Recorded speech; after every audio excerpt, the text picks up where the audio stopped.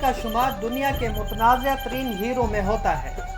یہ ہیرا کئی صدیوں تک معرکہ آرائیوں اور سازشوں کا موضوع بنا رہا اور مغل شہزادوں، ایرانی جنگجوؤں، افغان حکمرانوں اور پنجابی مہاراجوں کے قبضے میں رہا ہے۔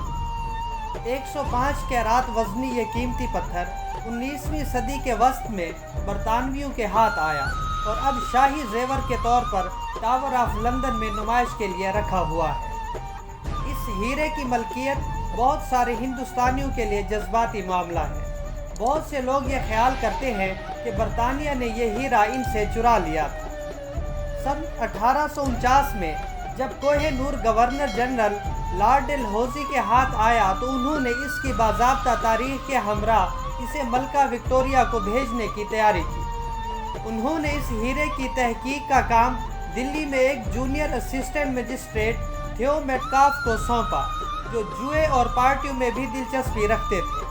لیکن میٹکالف نے افواہوں اور گپ شپ سے کچھ زیادہ ہی استفادہ کر لیا۔ اس وقت سے لے کر لاتعداد مضامین میں وہی کہانیاں بیان کی گئی ہیں، یہاں تک کہ کوہ نور کے حوالے سے ویکیپیڈیا پر بھی اس بات کو حقیقت کے طور پر بیان کیا گیا ہے۔ میں ہوں انجینئر حافظ محمد عدنان۔ فلاح کی منی سیریز میں آج ہم بات کریں گے کہ وہ کون سی 6 افسانوی کہانیاں ہیں جو اس ہیرے کے گرد گھومتی ہیں۔ پہلی افسانوی کہانی، کیا کوہ نور واقعی ممتاز انڈین ہیرا ہے؟ کوہ نور جب برطانیہ آیا تو اس کا وزن 190 سے 193 میٹرک کیرات تھا اور اس سے ملتے جلتے کم از کم 2 ہیرے اور بھی تھے۔ دریائے نور اندازاً 175 سے 195 میٹرک کیرات وزنی، جو اب تہران میں ہے، اور مغل اعظم ہیرا جو کہ 189 سے 199 میٹرک کیرات، جس کے بارے میں جدید جوہریوں کا خیال ہے کہ وہ اورلوف ہیرا ہے۔ یہ تینوں ہیرے سن 1739 میں ہندوستان پر ایرانی حکمران نادر شاہ کے حملے کے بعد یہاں سے لوٹے گئے، مال کے ساتھ ایران لے جائے گئے تھے۔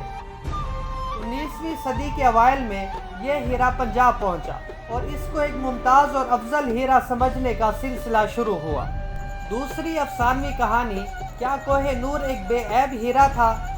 غیر تراشیدہ کوہ نور کے درمیان میں پیلے داغ تھے جو اس کے وسط تک موجود تھے۔ ان میں ایک دھبا بڑا تھا اور روشنی کو منعکس نہیں کرتا تھا۔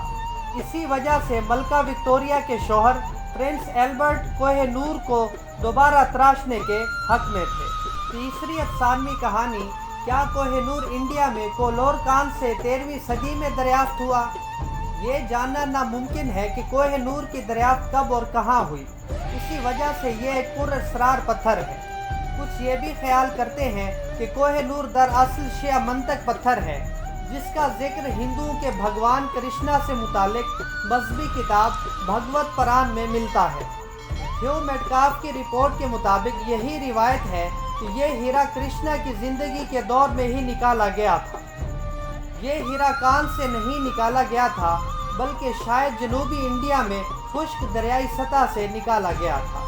چوتھی افسانوی کہانی، کیا کوہ نور مغلوں کا قیمتی ترین خزانہ تھا؟ ہندو اور سکھ ہیروں کو دوسرے جواہرات سے زیادہ قیمتی سمجھتے تھے، جبکہ مغل اور ایرانی بڑے غیر تراشیدہ اور چمکتے پتھروں کو ترجیح دیتے تھے۔ بلا شبہ کوہ نور کا شمار مغلوں کے اس پیش قیمت خزانے میں ہوتا تھا جس میں بہترین اور غیر معمولی جواہرات موجود تھے، لیکن اس خزانے میں بیشتر قیمتی پتھر ہیرے نہیں تھے۔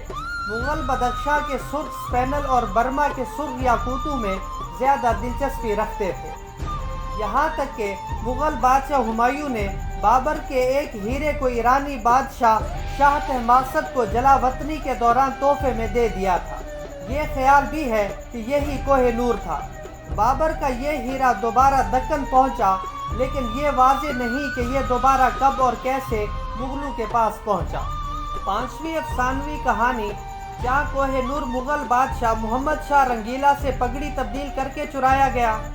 معروف قصہ ہے کہ نادر شاہ نے مغل بادشاہ کو اس کے ہیرے سے محروم کرنے پر اکسایا جو اس نے اپنی پگڑی میں چھپا رکھا تھا، جسے نادر شاہ نے چالاکی سے پگڑی تبدیل کر کے حاصل کر لیا۔ چھٹی افسانوی کہانی، کیا کوہ نور کو اناڑی پن سے تراشا گیا جس سے اس کا سائز کم ہو گیا؟